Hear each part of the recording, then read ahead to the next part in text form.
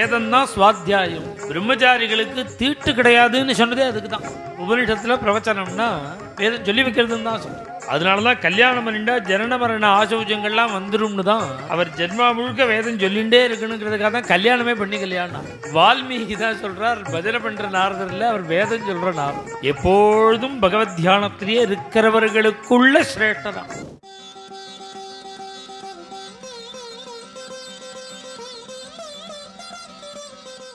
வேதம் தான் சுவாத்தியாயம். வேதம்னா இனி ஓதாமல் ஒரு நாளும் இருக்க வேண்டாம் அப்படிங்கிறாள் ஔவையார். அதனால தான் வேதம் ரொம்ப முக்கியங்கிறதுனால தான் பிரம்மச்சாரிகளுக்கு தீட்டு கிடையாதுன்னு சொன்னதே அதுக்கு தான். ஜனன மரண ஆசௌச்சங்கள்லாம் பிரம்மச்சாரிகளுக்கு கிடையாது, கிரகஸ்தனுக்கு. அது தமிழ்நாடு கேரளா சம்பிரதாயத்தில் இப்படி. ஆந்திர சம்பிரதாயம் கன்னட சம்பிரதாயத்திலெல்லாம் பிரம்மச்சாரிகளுக்கும் தீட்டு உண்டு. இங்கே நம்ம சம்பிரதாயத்தில் தமிழ்நாட்டில் கிரகஸ்தனுக்கு உண்டு தான் பிறப்பு இறப்பு ஆசௌச்சங்கள், ஜனன மரண ஆசௌச்சங்கள் கல்யாணம் ஆனவாளுக்கு தான். ரிஷிகளே பிரம்மச்சாரிகளுக்கு வேண்டாம்னு விட்டா. ஏன் வேண்டான்னா தெரியுமோ? வேதம் சொல்லணுங்கிறதுக்கு. அசுச்சியாக இருக்கும்பொழுது வேதம் சொல்லக்கூடாது. அதனால தான் நம்மளுக்கு தீட்டுலேருந்தே ஒதுக்கி கொடுத்தா. அப்போ அவன் தீட்டு இல்லாமல் ஜாலியாக இருக்கணும்னு அர்த்தம் இல்லை. அங்கே எதுக்குன்னா வேதம் சொல்கிறதுக்கு. ஸ்வாத்தியாய பிரவச்சனாபியாம் ந பிரமதிதவ்யம். உபனிஷத்து ஜாக்கிரதைப்படுத்துறது ஸ்வாத்தியாய. வேதம் வேதம் வேதம் சொல்கிறது, வேதம் சொல்லி வைக்கிறது பிரவச்சனம். இது உபனிஷத்தில் பிரவச்சனம்னா வேதம் சொல்லி வைக்கிறதுன்னு தான் சொல்கிறோம். வியாக்கியானங்கள்லையும் சொல்லி வைக்கிறது. அதை நாம் என்ன பண்ணுறோம்? வேதார்த்தங்களை பிரவச்சனம் பண்ணுறதுன்னு அதுக்கு உபலட்சணமாக சொல்லிகிட்டு இருக்கோம். பிரவச்சனம்ங்கிறது என்ன? இப்போ நான் சொல்கிறதே பிரவச்சனம் தான். சுவாத்தியாயம்னா வேதாத்தியனம், பிரவச்சனம்னா அதனுடைய அர்த்தங்களை வெளியில் எடுத்து சொல்கிறது. இதை ஒரு பொழுதும் விடாது. நாரத சுவாமி எப்பேற்பட்டவர்? நான் தபஹா ஸ்வாத்தியாய நிரதம். அந்த நாரத சுவாமிக்கு எதுடா தபஸ்னார்? வேதமே தபஸா. அதனால தான் கல்யாணம் பண்ணிட்டா ஜனன மரண ஆசௌச்சங்கள்லாம் வந்துரும்னு தான் அவர் ஜென்மா முழுக்க வேதம் சொல்லிகிட்டே இருக்கணுங்கிறதுக்காக தான் கல்யாணமே பண்ணி கல்யாணம் ஆகுது. தபஸ்வாத்தியாய நிரதம்.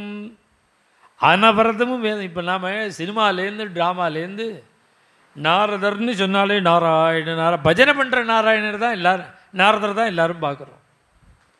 வால்மீகி தான் சொல்கிறார், பஜனை பண்ணுற நாரதர் இல்லை, அவர் வேதம் சொல்கிற நாரதர். தபஸ்வாத்தியாய நிரதம். வாக்கு அடைஞ்சவர்களுக்குள்ள சிறந்தவராம். வாக்க அறிந்தவர்களுக்குள்ள சிறந்தவர். வாக்கு அடைந்தவர்களுக்கு வாக்வித் அப்படின்னா வாக்க அறியறதுன்னு அர்த்தம். அறியறதுன்னா என்னன்னா, எதுக்கு நமக்கு வாக்கு கிடைச்சிருக்குன்னு யோசனை பண்ண.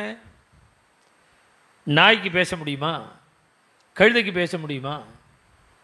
நமக்கு வாக்கு கொடுத்துருக்கானோ, எதுக்கு கொடுத்துருக்கான்னா இதை தெரிஞ்சுண்டு பகவன் நாமம் சொல்லணும், பகவத்குணம் சொல்லணும். அதனால் அறிந்து வாக்கை உபயோகப்படுத்துகிறவருக்குள்ள சிறந்தவராக அவர்.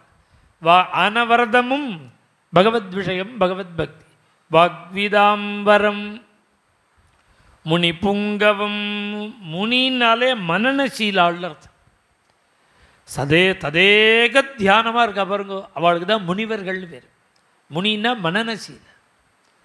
எப்பொழுதும் பகவத் தியானத்திலேயே இருக்கிறவர்களுக்குள்ள சிரேஷ்டராம். முனி புங்கவம் உத்தம குரு. இப்பேற்பட்ட நாரத சுவாமியை தபஸ்வியான் வால்மீகி பிரச்சனம் பண்ணினார். என்ன பிரச்சனை பண்ணினார்னா, ஒரு கவலையாக அவருக்கு. மகான்களுக்கு என்ன கவலை இருக்க போகிறது? பர்சனல் கவலையே கிடையாது வாழ்க்கை, லோக கவலை தான். லோகத்தை எப்படி பெரியவா இருந்தாலே பெரியவாளுக்கு என்ன கவலை சொல்லுங்க? அவருக்கு சம்சாரமாக, குழந்தைகளா? அவளுக்கு என்ன கவலை? 100 வருஷ காலம் லோக கவலை தான். 13 வயசில் பீடத்துக்கு வந்து 101 வயசு வரையும் பெரியவா என்ன காரியம் பண்ணினான்னா உலக கவலை தான் பட்ட. இல்லை என்ன சாத்தியமாக சொல்லுங்க? இன்றைக்கி நாம் இந்த கிட்டத்தட்ட 2 வருஷமாக இதில் பிரயத்தனப்படுறதுனால நமக்கு புரியறது பெரியவா அனாயாசமாக எவ்வளோ காரியம் பண்ணியிருக்கார். ஆச்சரியமான காரியங்கள்லாம் பண்ணியிருக்கார். என்ன ஆச்சரியம்னா அது மைத்ராயணி சாகைன்னு ஒன்றும். அந்த சாகை ஒத்தர் தான் மிச்சம் இருந்திருக்கா. இன்றைக்கி தானே நமக்கு புரியுறது கம்யூனிகேஷன் இருக்கிற காலத்தில். யஜுர்வேதத்தில், கிருஷ்ண யஜுர்வேதத்தில் மைத்ராயணி சாகைன்னு ஒன்று ஒத்தர் தான் மிச்சம் இருந்திருக்கா. சிதம்பரத்தில் பரமேஸ்வர தீட்சிதர்னு இருக்கார், வயசானவர். அவர் கிருஷ்ண யஜுர்வேதம் முடிச்சுட்டு பெரியவா அவர் அவருடைய ஸ்வசாகையை முடிச்சுட்டு பெரியவாள்கிட்ட போய் வந்தனம் பண்ணியிருக்கார். உடனே பெரியவா என்ன பண்ணாது தெரியுமா, நீ நேராக கிளம்பி போ. அவர் ராஜஸ்தான் பக்கத்தில் இருக்கார், குஜராத் ராஜஸ்தானோ யூபியோ. வயசானவர் ஒருத்தர், 80 வயசு. அவர் தான் கடைசி மனுஷன் இந்த மைத்ராயணி சாக்கைக்கு.